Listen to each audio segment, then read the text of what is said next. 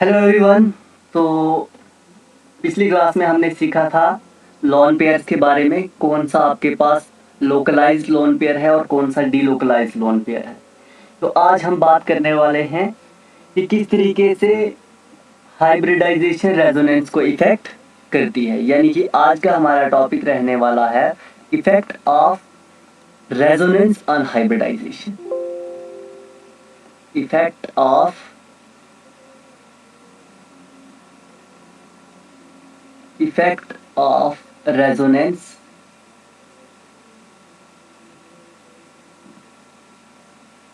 on hybridization। ठीक है, तो किस तरीके से रेजोनेंस हाइब्रिडाइजेशन को इफेक्ट करता है उस चीज के बारे में आज हम पढ़ने वाले हैं। तो वन बाय वन हर एक स्टेप की बात करेंगे, बहुत अच्छे से समझेंगे। फिलहाल एक बेसिक कंपाउंड लेते हैं हम या मॉलिक्यूल लेते हैं CH4। अगर हम मीथेन की बात करते हैं तो हमें पता है मीथेन का जो स्ट्रक्चर होता है वो टेट्राहेड्रल होता है। इस तरीके से मीथेन का कुछ स्ट्रक्चर हमारे पास होता है। और अगर हम इसके बॉन्ड एंगल की बात करें तो हमें ये भी पता है कि इसका बॉन्ड एंगल होता है 109.28 डिग्री के बराबर होता है। ये चीज़ भी हमें पता है। ठीक है, इस चीज़ का भी हमें बहुत अच्छे से आइडिया है। और हमें ये भी पता है कि जब हम इनके बॉन्ड एंगल की बात करते हैं तो ये सारे के सारे बॉन्ड्स बराबर होते हैं, इक्वल होते हैं। तो बात करेंगे अब कि किस तरीके से जब ये CH4 बना होगा तो किस तरीके से बना होगा। अगर हम कार्बन की बात करें तो कार्बन की इलेक्ट्रॉनिक कॉन्फ़िगरेशन होगी 1s2 2s2 और 2p2। ये कुछ ऑर्बिटल्स होंगे, s ऑर्बिटल ये रहा और p ऑर्बिटल ये रहे। इसमें 2 इलेक्ट्रॉन होंगे हमारे पास, इसमें एक होगा और इसमें एक होगा। ये हम ग्राउंड स्टेट पे बात करते हैं।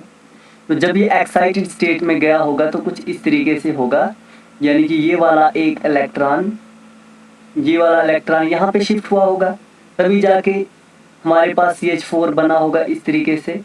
और यहाँ पे आके कोई भी हमारे पास हाइड्रोजन आके जुड़ गया होगा और हमारे पास क्या बना होगा, इस तरीके से CH4 का मॉलिक्यूल बना होगा।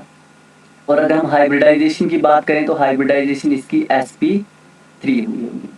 लेकिन जब ये बॉन्ड बना होगा, ध्यान से समझना इस चीज को, जब ये बॉन्ड बना होगा तो हमें दिख रहा है कि ये s अलग है और ये 3p ऑर्बिटल्स अलग हैं।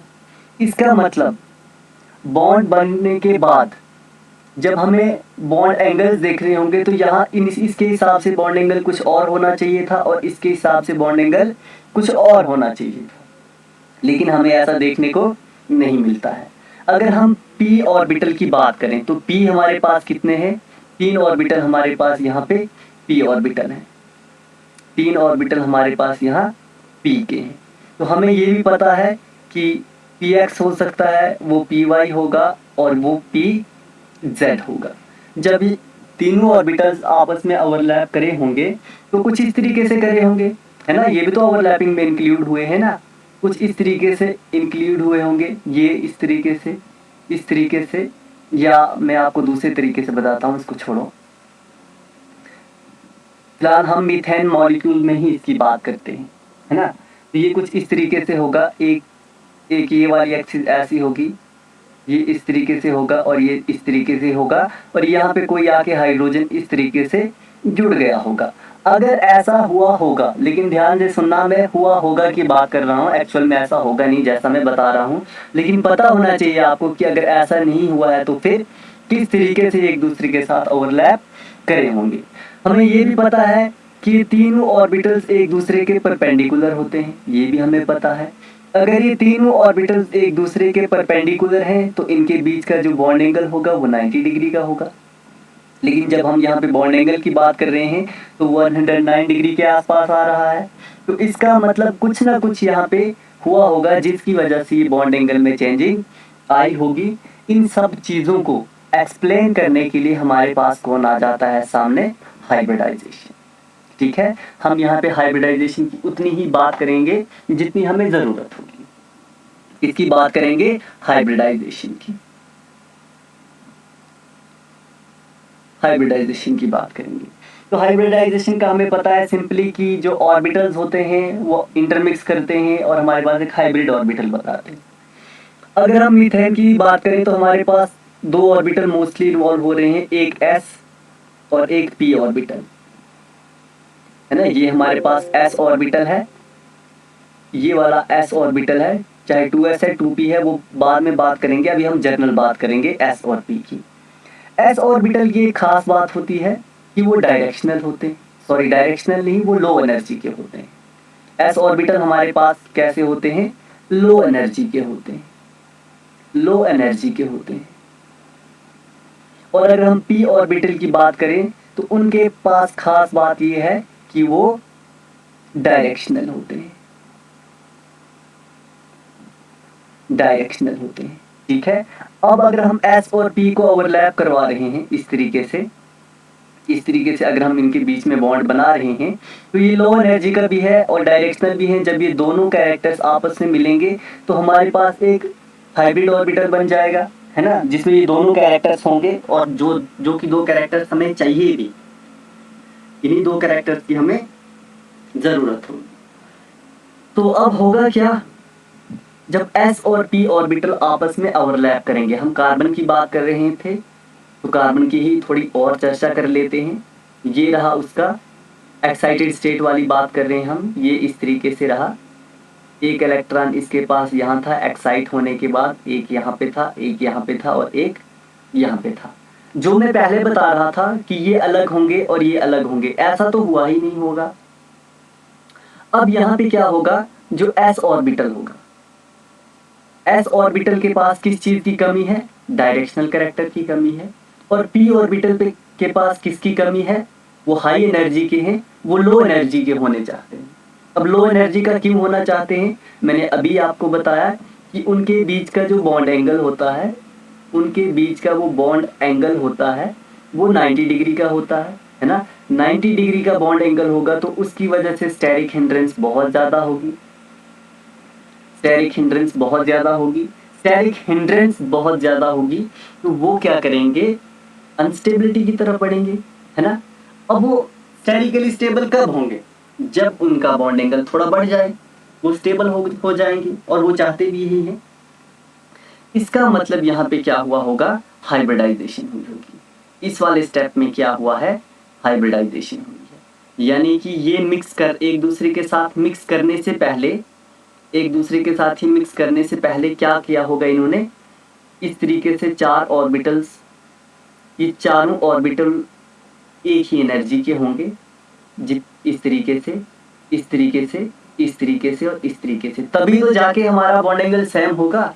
यानी कि यहाँ पे CH4 बनने से पहले ये दोनों ऑर्बिटल्स ने एक दूसरे के साथ कैरेक्टर एक्सचेंज करे होंगे।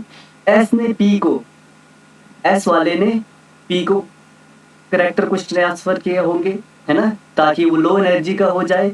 और P ने S को कोई एक कैरेक्टर दिया होगा, वो कैरेक्टर आपके पास डायरेक्शनल है ताकि वो अच्छी बॉन्डिंग बना सकें और लो एनर्जी के हो जाए। तो CH4 यानी कि हाइड्रोजन के आने से पहले इन ऑर्बिटल्स ने पहले खुद से ही हाइब्रिडाइजेशन की हुई है। हाइब्रिडाइजेशन की वजह से ये चारों के चारों सेम एनर्जी के बन गए हैं, चारों के चारों हमारे पास सेम एनर्जी के बन गए हैं।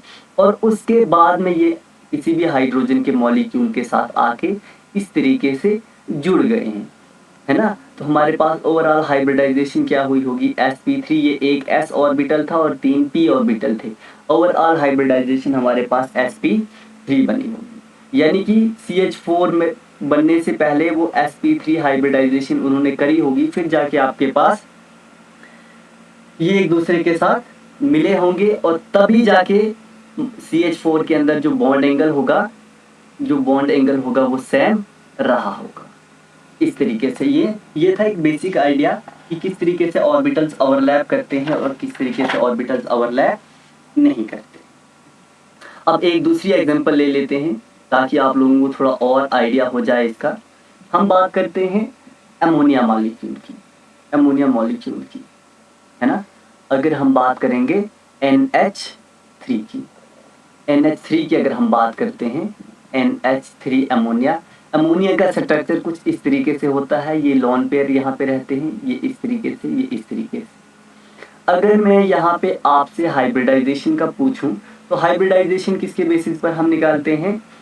मैंने पहले भी बताया था पिछली क्लास में कि आपको देखना होता है कि सिंगल बॉन्ड कितने हैं, यानी कि सिग्मा बॉन्ड कितने हैं, और डीलोकलाइज लोन पेयर है तो वो हाइब्रिडाइजेशन में काउंट नहीं होगा। अगर लोकलाइज लोन पेयर है तो वो हाइब्रिडाइजेशन में काउंट होता है। लेकिन यहाँ पे कुछ कहानी अलग होने वाली है, इस चीज को ध्यान से देखना। यहाँ पे टोटली कहानी बदलने वाली है। अब अगर हम नाइट्रोजन की बात करते हैं, तो नाइट्रोजन इस तरीके से होता है। मैं वैलेंस शेल की बात कर रहा हूँ। 2s2 होता है और 2p3 होता है, 2s2 और 2p3, है ना। यहाँ पे तो एक्साइटेशन करवाओगे भी तो कोई फायदा ही नहीं है, बिल्कुल फिर भी सेम रहने वाला है। तो यहाँ पे एक्साइटेशन अगर नहीं होगी, ये आपके पास 2s ऑर्बिटल है और यहाँ पे 2p ऑर्बिटल है। मीथेन के केस में ये अनपेयर था, ये पेयरिंग चाह रहा था, तभी जाके वो p ऑर्बिटल के साथ ओवरलैप कर रहा था। लेकिन यहाँ पे तो ऐसी कंडीशन है ही नहीं, यहाँ पे ये ऑलरेडी पेयर फॉर्म में है। अगर ये ऑलरेडी पेयर फॉर्म में है तो यह हाइब्रिडाइजेशन क्यों करना चाहेगा? यह हाइब्रिडाइजेशन बिल्कुल भी करना नहीं चाहेगा। तो उसकी वजह से चलो ये तो भाई आ गया स्टेबल हमारे पास। लेकिन अगर हम इस वाले की बात करें तो भाई यहाँ पे तो वही कंडीशन होगी ना, p ऑर्बिटल 90 डिग्री का एंगल बनाएगा और 90 डिग्री के एंगल पर बहुत ज्यादा स्टेरिक हिंड्रेंस होगी, और स्टेरिक हिंड्रेंस ज्यादा होगी तो मॉलिक्यूल ओवरऑल अनस्टेबल हो जाएगा, जबकि ये बॉन्ड एंगल को इंक्रीज करना चाहेगा अपने को। लेकिन खाली एक ही कैरेक्टर इसके पास अगर प्रेजेंट होगा तो ये तो पॉसिबल ही नहीं है ना, कि पॉसिबल ही नहीं है बॉन्ड एंगल बढ़ेगा। अगर ये ही खाली ओवरलैप कर रहे हैं तो पॉसिबिलिटी है ही नहीं कि जो बॉन्ड एंगल है वो इंक्रीज करेगा। इनके बीच का जो बॉन्ड एंगल है वो 90 डिग्री ही रहने वाला है। अब होगा क्या, जब अमोनिया बन गया, हम मान लेते हैं कि अमोनिया मॉलिक्यूल बन गया जी, NH3 आपके पास बन गया, उसका बॉन्ड एंगल कितना आ गया? 90 डिग्री आ गया। अब बॉन्ड एंगल 90 डिग्री होगा तो ओवरऑल मॉलिक्यूल में अनस्टेबिलिटी आ जाएगी, स्टेरिक हिंड्रेंस बहुत ज्यादा होगी। उसकी वजह से क्या हो जाएगा? उसकी वजह से अनस्टेबिलिटी आ जाएगी। इसलिए अमोनिया के अंदर ओवरऑल अनस्टेबिलिटी आ गई तो भाई ये जो s ऑर्बिटल है इसमें भी तो अनस्टेबिलिटी आ जाएगी। s ऑर्बिटल ये आपके पास लोन पेयर है, जो s वाले इलेक्ट्रॉन्स है, ओवरऑल ये भी तो अनस्टेबल फील करेंगे। तो ये इस अपनी अनस्टेबिलिटी को दूर करने के लिए क्या करते हैं? हाइब्रिडाइजेशन करेंगे, कुछ s कैरेक्टर p को दे देंगे, और जब s कैरेक्टर ये p को ट्रांसफर कर देंगे तो ये बिल्कुल सेम एनर्जी के, है ना, सेम एनर्जी के। अब s कैरेक्टर जब ये p को ट्रांसफर करेंगे, कैरेक्टर एक्सचेंज करेंगे, तो यहाँ पे ये थोड़ा जो p वाले ऑर्बिटल है वो लो एनर्जी के हो जाएंगे। लो एनर्जी के होने की वजह से बॉन्ड एंगल इंक्रीज कर जाएगा।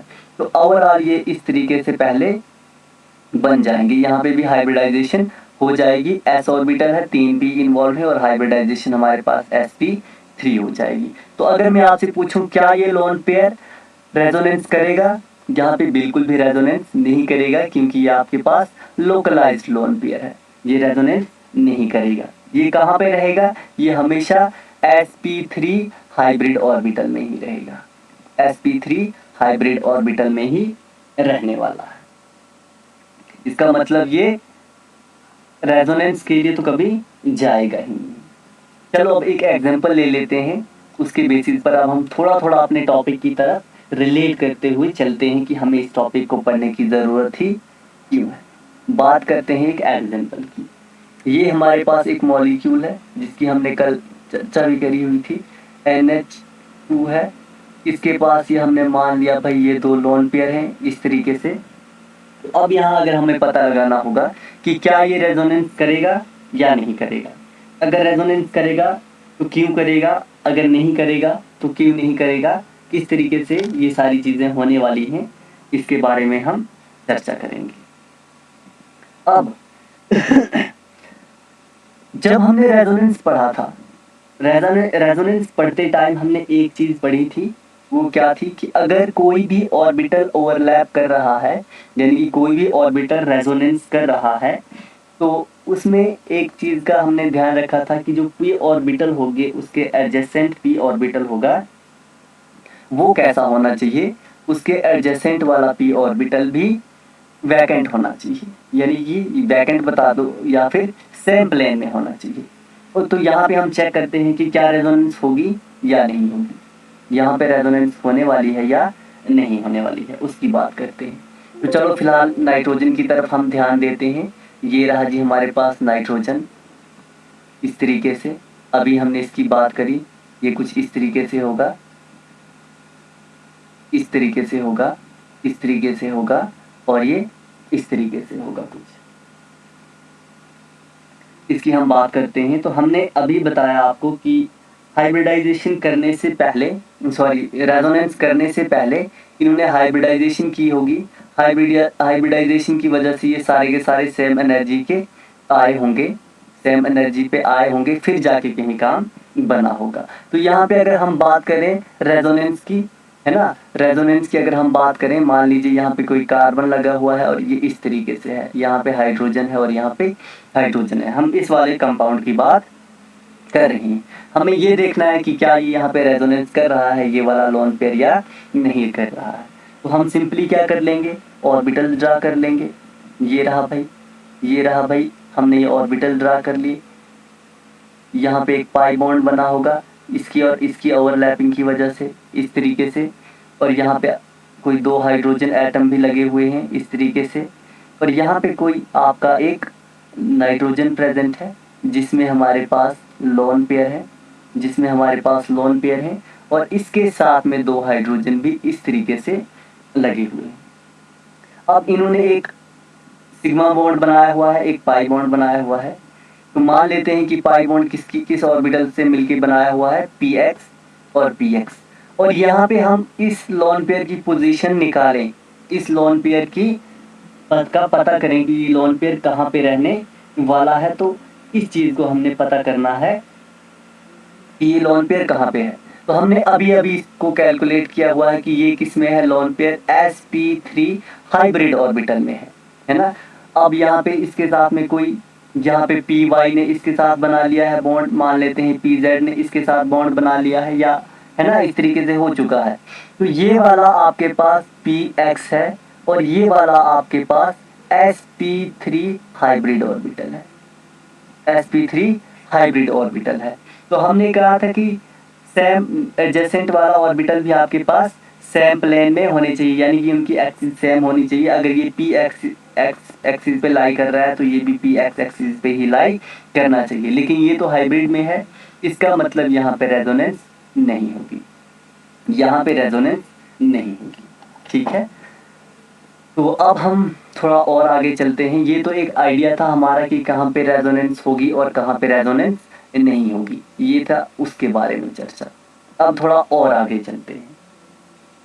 सिंपली अगर हमें ओवरऑल रेजोनेंस देखनी है तो रेजोनेंस देखने के लिए हमें किन किन चीज़ों का ध्यान रखना है। सबसे पहले रेजोनेंस हम पढ़ रहे हैं lone pair pi bond resonance. तो इसका मतलब हमें किसकी तरफ ध्यान देना है, हमें सिर्फ लोन पेयर की बात करनी है, लोन पेयर की। तो हमें ये भी पता है कि जो लोन पेयर होते हैं हमारे पास वो 2 किस्म के होते हैं, है ना। लोन पेयर हमारे पास हमेशा 2 टाइप्स के होंगे। वो कौन कौन से होंगे उसकी बात कर लेते हैं।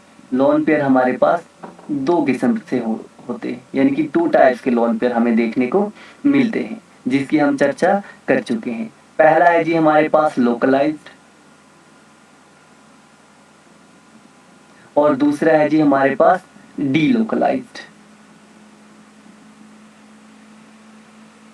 एक लोकलाइज्ड लोन पेयर है और दूसरा डीलोकलाइज्ड लोन पेयर है। लोकलाइज्ड लोन पेयर कहाँ पे रहता है, अभी हमने यहाँ पे बात की। लोकलाइज्ड लोन पेयर आपके पास हाइब्रिड ऑर्बिटल में रहता है। लोकलाइज्ड लोन पेयर आपके पास हाइब्रिड ऑर्बिटल में रहता है। और डीलोकलाइज्ड वाला कहाँ रहता है, आपके पास प्योर p ऑर्बिटल में रहता है, प्योर p ऑर्बिटल में रहता है। कैसे रहता है मैं अभी बात करूंगा। प्योर p ऑर्बिटल में रहता है, ठीक है। अगर वो हाइब्रिड ऑर्बिटल है, यानी कि अगर लोन पेयर आपका हाइब्रिडाइजेशन में काउंट हुआ है, अगर लोन पेयर आपका हाइब्रिडाइजेशन में काउंट हुआ है, इसका मतलब वो आपके पास लोकलाइज्ड लोन पेयर है।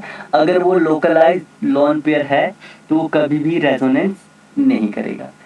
कभी भी डू नॉट हम लिख सकते हैं, डू नॉट शो या पार्टिसिपेट रेजोनेंस। अगर हमारे पास पी और पी ऑर्बिटल में है, उसके बाद में हमारी एक्सिस मैच करेंगी और वहां पे हाइब्रिडाइजेशन नहीं तो रेजोनेंस हो सकती है। अगर आपका डीलोकलाइज्ड लोन पेयर है तो वो आपकी रेजोनेंस करेगा, रेजोनेंस करेगा। तो ये थी अभी तक की बात कि कौन सा लोन पेयर आपके पास रेजोनेंस करेगा और कौन सा लोन पेयर आपके पास रेजोनेंस नहीं करेगा। लोकलाइज्ड वाला बिल्कुल भी रेजोनेंस शो नहीं करेगा, लेकिन जो डीलोकलाइज्ड वाला होगा वो रेजोनेंस शो करेगा। तो एक एग्जांपल कर लेते हैं, उसके बाद में हम नेक्स्ट चलते हैं कि क्या होगा, किस तरीके से चीजें होने वाली है आपके पास। अब अगर एक फॉर्मूला पहले बता देता हूँ, अगर आपको हाइब्रिडाइजेशन निकालनी होती है, चलो इसको बाद में बताते हैं, पहले का एग्जांपल कर लीजिए आप। ये रहा जी एक कंपाउंड हमारे पास। पहले मैं ट्राई करता हूँ कि अगर यहाँ से शेप्स आपके पास ऑलरेडी बनी बनाई निकल जाती हैं तो फिर हमें ड्रॉ करने की ज़रूरत ही नहीं होगी। थोड़ा वेट कर लीजिए आप, मैं शेप्स निकाल लेता हूँ। ये भी नहीं, ये भी नहीं, यहाँ से मत कोई शेप निकल के आ जाए सामने। देखते हैं सिफर ट्रायंगल क्यूबॉइड, तो मुझे लग रहा है आई थिंक इसमें नहीं होंगी। क्यूब है, क्यूबॉइड है, तो हेक्सागोनल तो होना चाहिए था। ट्रायंगल है,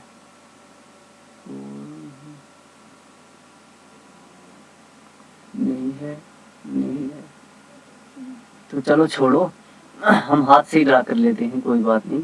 मुझे लगा यहाँ पे शेप्स होंगी, एक बार चेक कर लेते हैं। यहाँ पे अगर हम चेक करें, एक सेकंड वेट कर लेना। हाँ, मैं थोड़ा शेप्स की बात करता हूँ कि अगर शेप्स हमें ऑलरेडी मिल जाती हैं बनी बनाई तो आप भी अच्छे से देख पाओगे।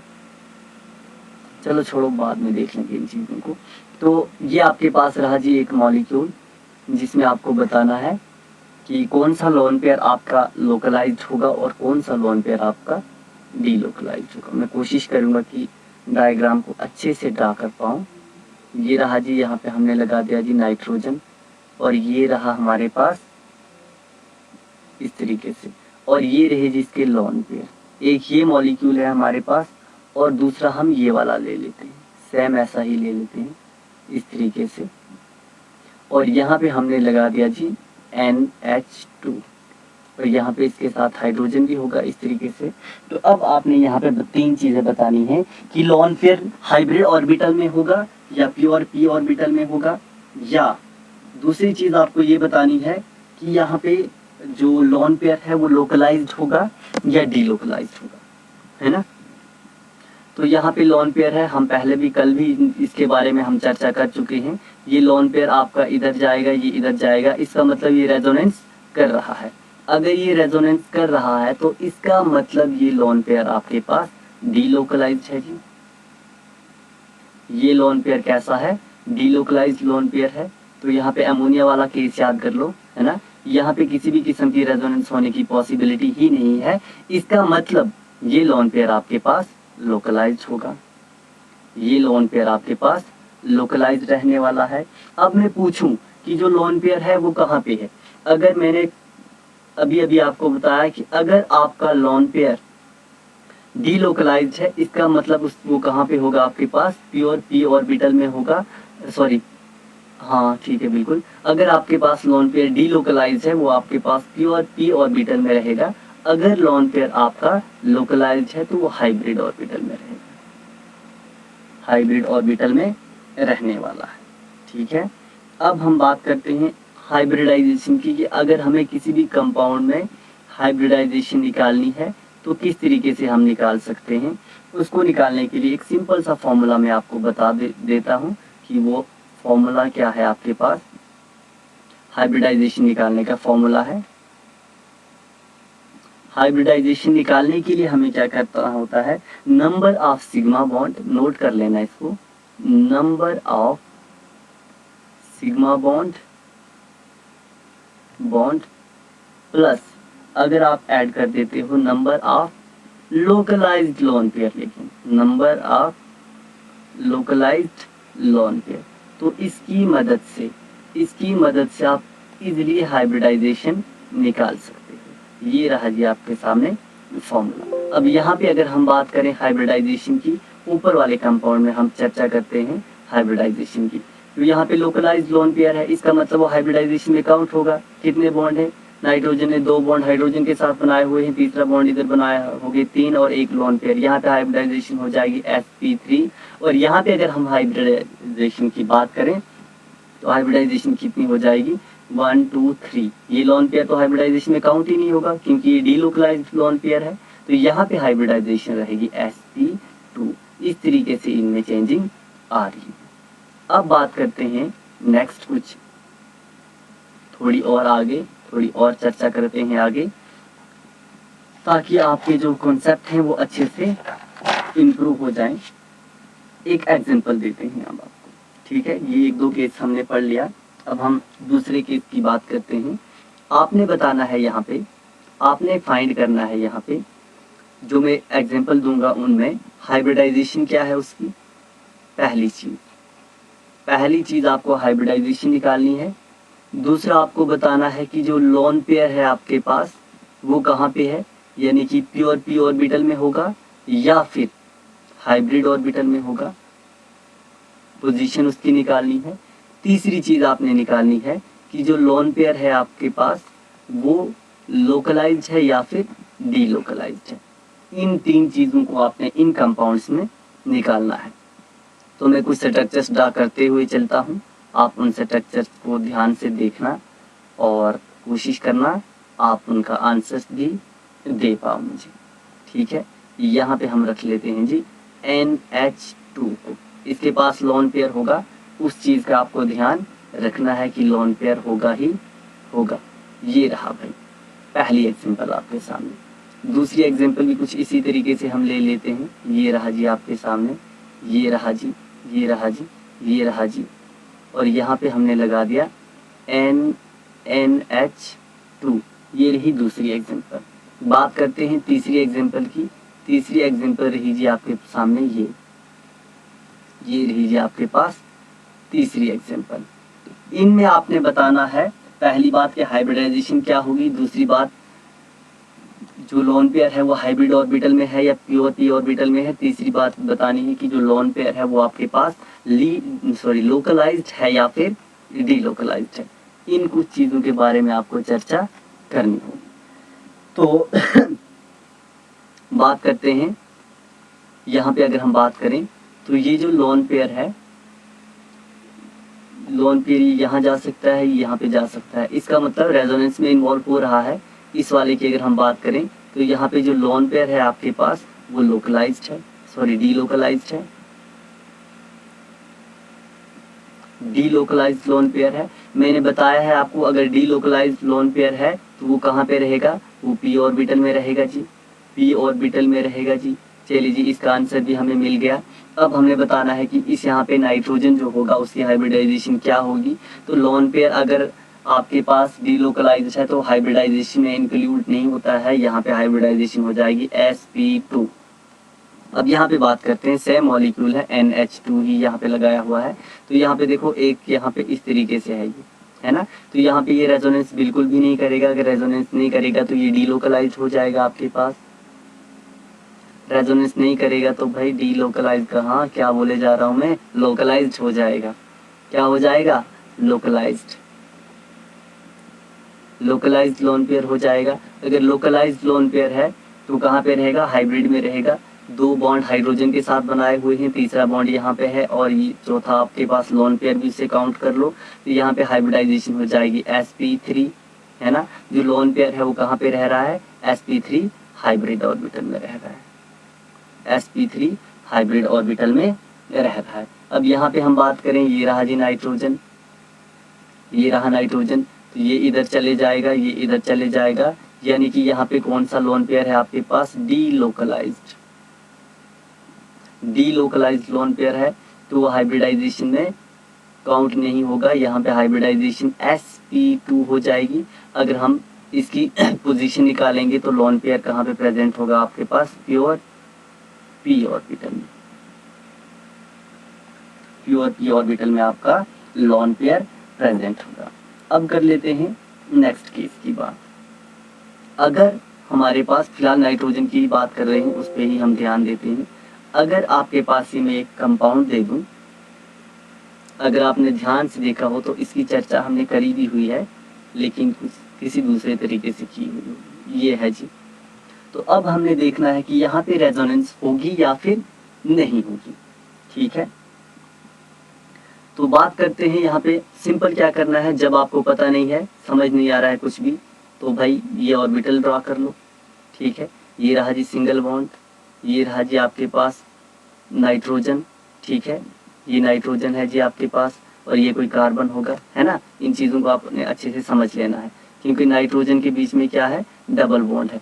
अब डबल बॉन्ड बना होगा तो सिंपल सी बात है, ये पाई ऑर्बिटल आपस में और ये पी ऑर्बिटल आपस में ओवरलैप करे होंगे, है ना।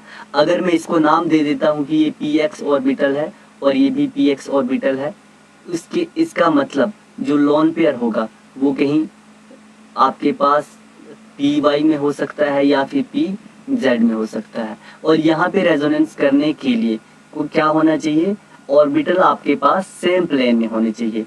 अगर यहाँ पे पी वाई में लोन पेयर है आपका और यहाँ पे आपके पास पी वाई ऑर्बिटल अवेलेबल ही नहीं है ना, यहाँ पे कोई पी एक्स ऑर्बिटल है, ये वाला पी एक्स ऑर्बिटल है, तो क्या यहाँ पे रेजोनेंस पॉसिबल है, बिल्कुल भी रेजोनेंस पॉसिबल नहीं है। अगर रेजोनेंस ही यहाँ पे पॉसिबल नहीं है, इसका मतलब ये लोन पेयर आपके पास डीलोकलाइज्ड हो जाएगा।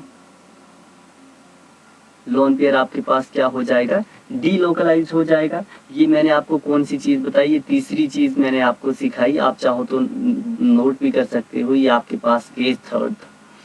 अब थोड़ा और आगे की तरफ बढ़ते हैं, कुछ और बातें कर लेते हैं इसमें, देखते हैं क्या क्या बातें होने वाली हैं और क्या क्या हम और सीखने वाले हैं।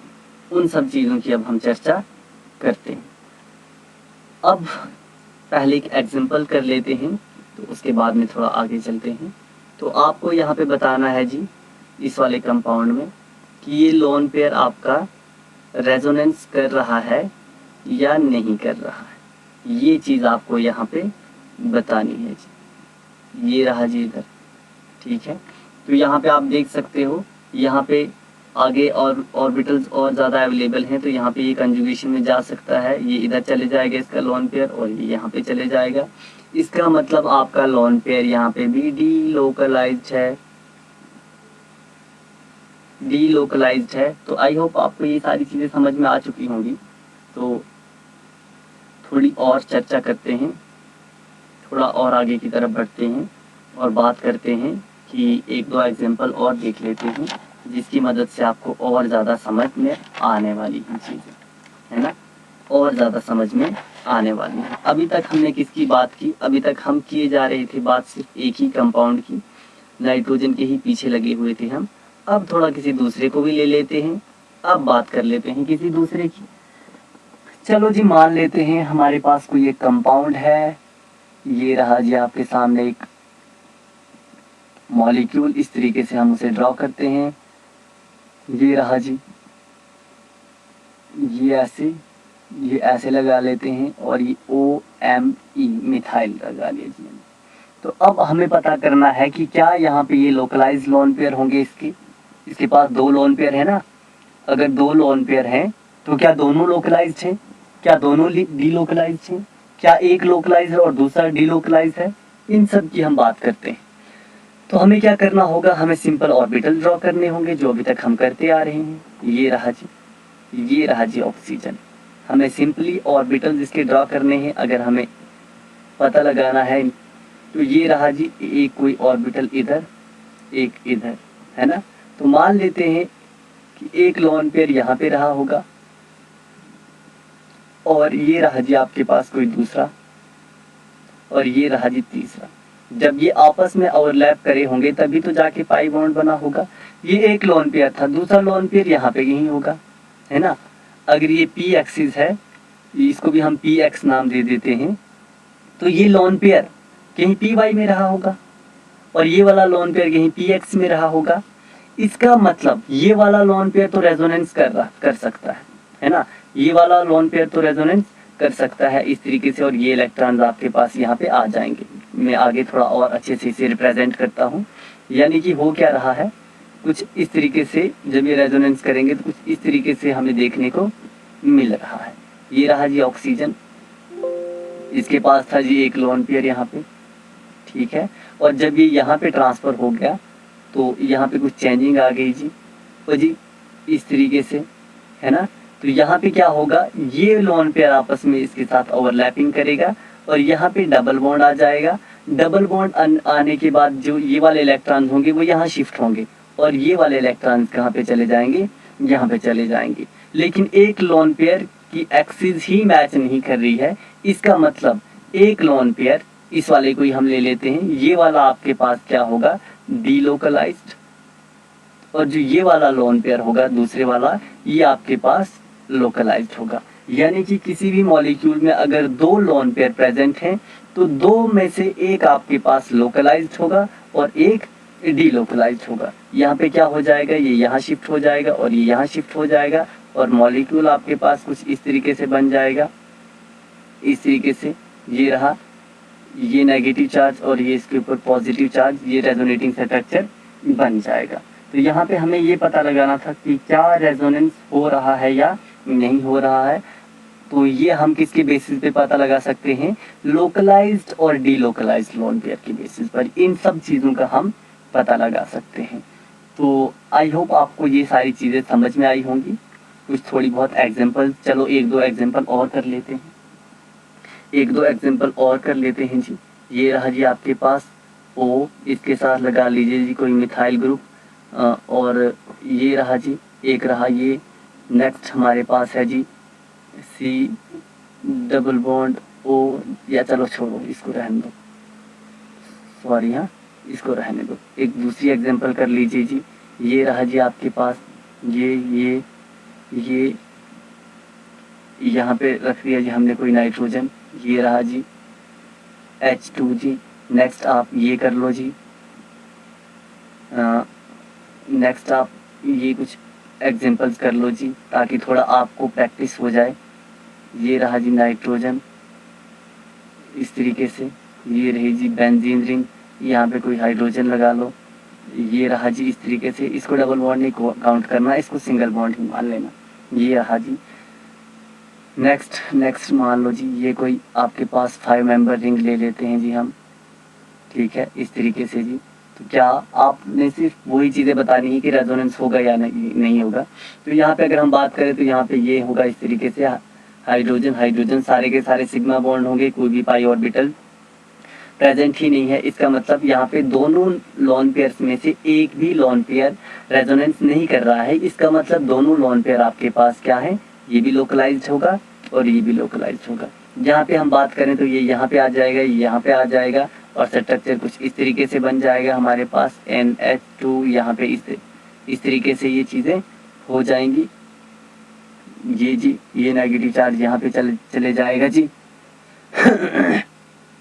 सॉरी यहाँ पे नहीं जाएगा नेगेटिव चार्ज, हाँ ठीक है यहाँ पे चले जाएगा। तो ये हो गया जी आपके पास डीलोकलाइज्ड, ये हो गया जी डीलोकलाइज्ड। यहाँ पे अगर हम बात करें, यहाँ पे हम बात करें तो सारे के सारे सिग्मा बॉन्ड है, ये लोन पेयर आपके पास लोकलाइज्ड ही रहने वाला है, ठीक है। यहाँ पे अगर हम बात करें तो ये यहाँ पे चले जाएगा, यहाँ पे चले जाएगा।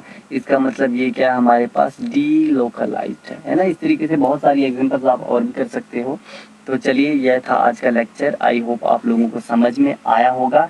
कल हम बात करेंगे अपने नेक्स्ट लेक्चर की आगे। तब के लिए थैंक यू सो मच, मिलते हैं किसी नेक्स्ट लेक्चर में। Good bye.